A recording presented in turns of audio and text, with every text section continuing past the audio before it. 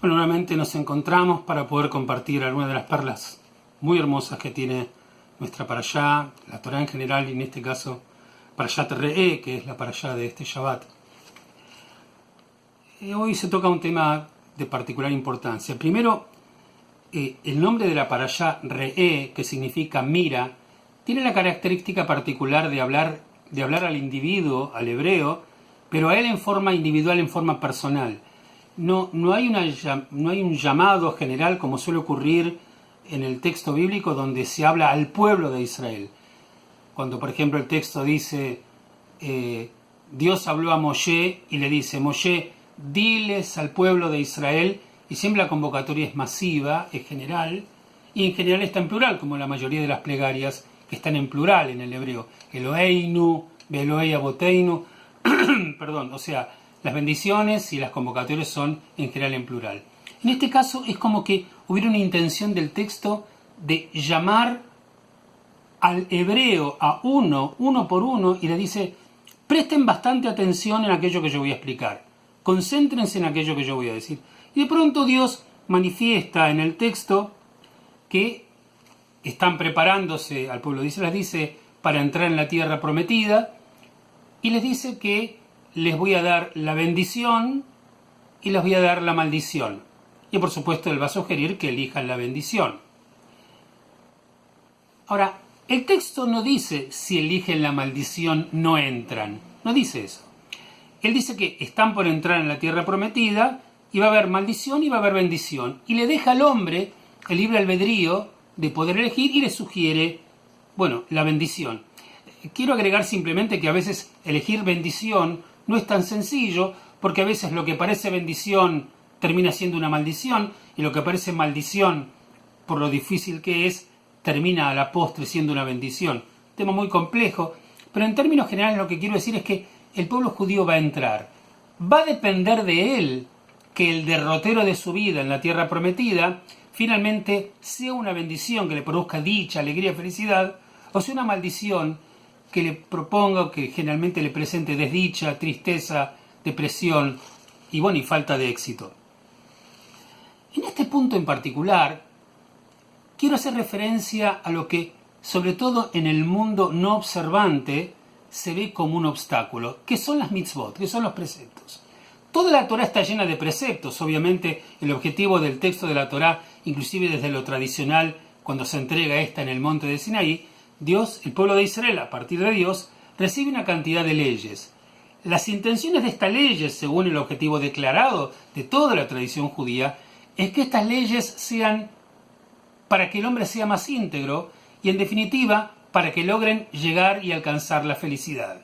O sea, que tengan, o que se acerquen por lo menos a la felicidad, si es que no podemos hablar de alcanzarla. Entonces, el precepto, cuando nosotros desde un posicionamiento más no observante decimos, pero cumplir con esto y con esto y con esto son obstáculos, hace la vida más dura, más pesada, tenemos que comer estas leyes dietéticas, tenemos que respetarlas, en Yom Kippur tal cosa, en Shabbat tal otra. Entonces es como que fueron obstáculos para que la persona pueda alcanzar la libertad. Y en definitiva, lo que el texto en este caso parece querer decirnos es que uno elige cómo posicionarse frente al precepto.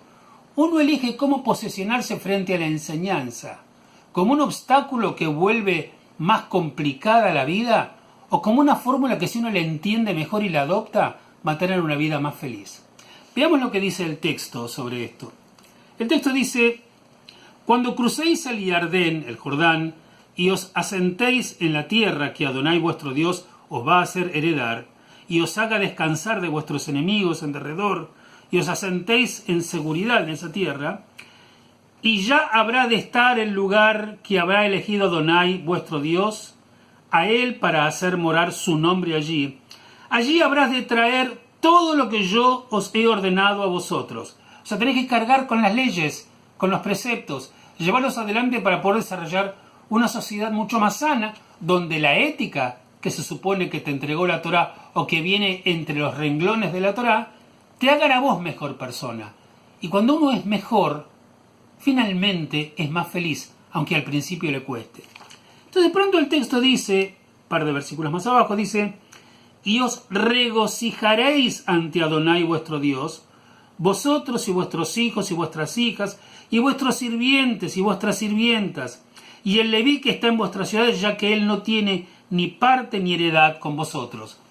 O sea, de pronto el texto lo que está diciendo, lleven estos preceptos. A ver, pueblo judío, lleven los preceptos de la Torá, las leyes de la Torá, las enseñanzas de la Torá. La palabra Torá tiene el origen de orá, significa moré, lo que te enseñaron. Y sé feliz con todo ello. Pero ¿cómo puedo ser feliz? Podés ser feliz porque el principio de la parashá te dice, mirá bien.